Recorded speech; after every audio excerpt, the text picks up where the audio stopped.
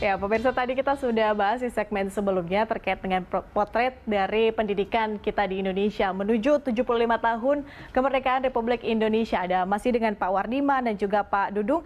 Ke Pak Wardiman, tadi kan ada data terkait dengan bagaimana pendidikan Indonesia yang memerlukan waktu kurang lebih 50 tahun ini untuk pelajaran matematika, kemudian 36 tahun untuk membaca dan 134 tahun dalam sains. Ini bagaimana menggambarkan ini terlalu lama nampaknya Pak kalau harus ditunggu.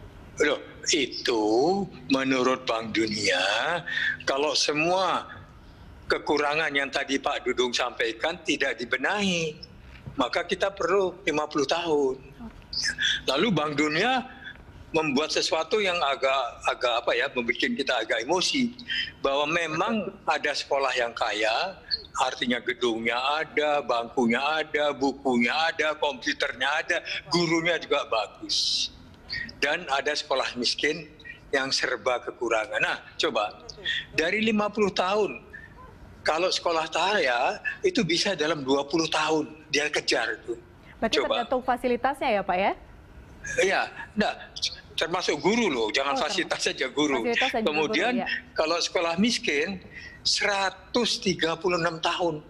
Jadi berapa tahun merdeka lagi untuk mengejar PISA di matematik. Ini hanya sebagai gambaran dari Bank Dunia bahwa apa yang disebut Pak Dudung tadi perlu segera diselesaikan. Iya, berarti harus ada pembenahan lah seperti itu, karena kalau tidak bisa memakan waktu ratusan tahun untuk mutu pendidikan kita. Bisa dikatakan untuk yang miskin seperti itu ya. Untuk yang miskin. Untuk yang miskin ya Pak ya. Yang kaya sih 20 tahun selesai. Kalau yang kaya 20 tahun selesai itu juga karena ada fasilitas pendukung ya Pak ya, tergantung dengan fasilitas dan juga SDM dari para guru. Nah Pak Wardiman, kita kan melihat itu cukup lama ya seperti itu, mencapai ratusan tahun lah kalau tidak ada pembenahan seperti itu. Nah, apa yang harus dilakukan oleh pemerintah kemudian agar kita tidak perlu menunggu cukup lama untuk mendapatkan mutu yang berkualitas? Kalau pertanyaan ini saya nggak bisa jawab, ya toh? Karena saya orang luar sudah pensiun. Ya. Untuk itu coba kalau boleh Pak Dudung aja coba, karena PGRI itu yang di dalam kancahnya. Iya, paling tidak saya kan di luar. Pak Wardiman, kalau kita melihat prosesnya ya Pak ya, pembenahan ya dari waktu Bapak menjadi Menteri kemudian sampai dengan sekarang, paling tidak kan ada masukan sedikit lah Pak untuk pemerintah. Susah. Artinya tidak dalam posisi ya, kecuali hanya mengatakan tolong yang menghambat. Tadi kan di situ hambat. SD sudah berapa persen Pak ya? Malah SMK tadi agak mengerikan. Menurut PGRI, SMK itu yang tidak punya fasilitas itu 90%. Nah, bagaimana caranya itu bisa cepat-cepat diisi lagi itu, ya. Dari saya hanya itu saja bisa saya jawab. Oke, Pak Dudung. Ya, kalau kita lihat Pak Dudung kan sekarang juga lagi pandemi nih Pak, pandemi COVID-19. Kemudian juga banyak yang work from home seperti itu, kemudian school from home, bekerja dari rumah, belajar dari rumah. Nah, bagaimana kemudian masukan mungkin atau apa yang harus dilakukan agar mutu dari pengajar kita, dari para guru kita di Indonesia ini bisa lebih ditingkatkan? Banyak yang mengeluh soalnya Pak. Terima kasih.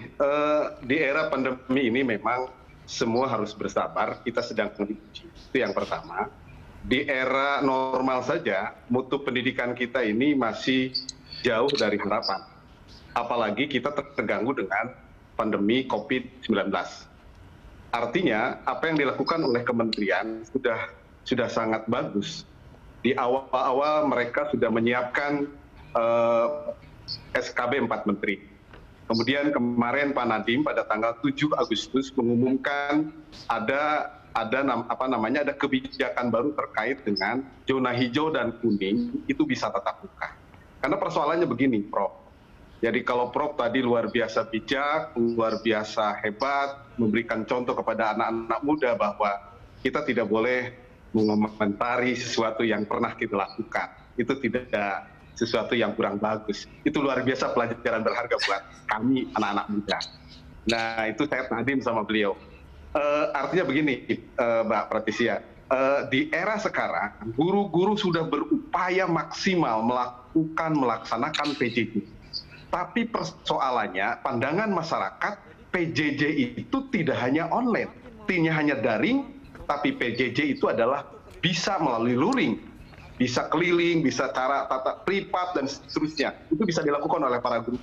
Dan saya mendapatkan laporan guru-guru di seluruh Nusantara, di pelosok-pelosok, mereka berjibaku berkeliling ke rumah-rumah untuk memastikan siswa-siswinya mendapatkan pelajaran atau mendapatkan pembelajaran. Mereka khawatir pesan dari PBB tidak terjadi lost generation. Saya pikir itu sudah sangat luar biasa. PGRI terus berupaya, bahkan kami sudah melatih 15.000 untuk pembelajaran jarak jauh secara online, kemudian di MOOC dan seterusnya.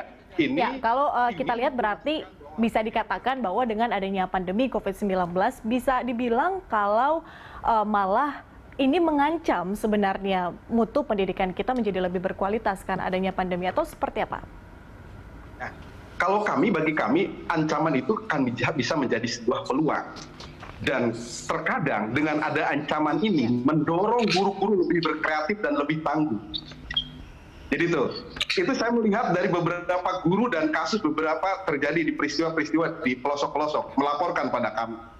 Kita prihatin, ada seorang guru, beliau sedang berkeliling di kampung, di Kabupaten Subang. Beliau keliling di kampung-kampung untuk mengajarkan anaknya. Tiba-tiba dia terjatuh dan akhirnya beliau meninggal. Ini satu bukti bahwa guru-guru kita berkontribusi terbaik untuk bangsa dan negara.